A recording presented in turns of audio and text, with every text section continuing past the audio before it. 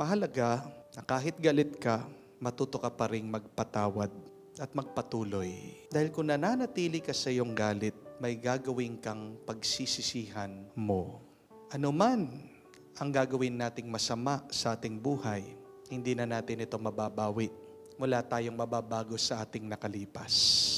Anger makes us do stupid things. But when you pick stupid decisions, you will end up with stupid results.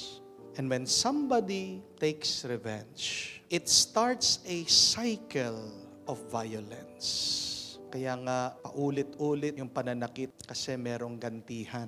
We have a choice not to suffer, to become stronger. And we pray through God's grace that you may be strong in your hurt.